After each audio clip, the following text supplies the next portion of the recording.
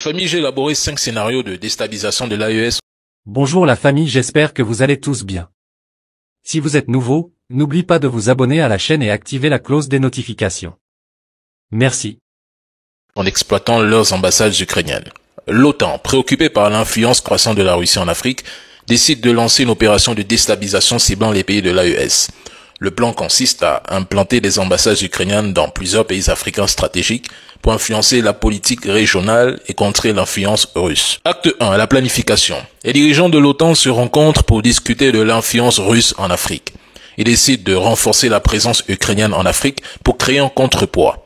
Un plan détaillé est élaboré pour implanter des ambassades ukrainiennes dans des pays stratégiques tels que le Sénégal, la Mauritanie ou même la Côte d'Ivoire. Une fois effectué, des diplomates ukrainiens dont le parcours n'est pas mentionné sur Wikipédia ou même sur n'importe quel site internet sont soigneusement sélectionnés pour leur expérience et leur capacité à influencer les dirigeants africains.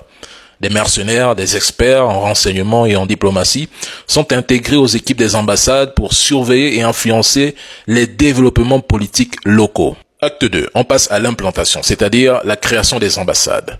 Les ambassades ukrainiennes sont rapidement mises en place dans les capitales africaines. Des programmes d'aide et de coopération seront lancés pour gagner la confiance des gouvernements et des citoyens africains. À partir de là, les agents de renseignement commenceront à infiltrer les cercles politiques et militaires dans les pays voisins et même au sein de l'AES. Ils recueilleront des informations sensibles et identifieront des acteurs clés à influencer. Des campagnes de désinformation seront lancées pour s'aimer le doute sur la légitimité des gouvernements de l'AES et créer des divisions internes. Acte 3, la déstabilisation, c'est-à-dire ils vont passer à la manipulation de l'opinion publique. Leurs ambassades utiliseront les médias locaux pour diffuser des informations négatives sur le gouvernement malien et sa gestion de la crise sécuritaire.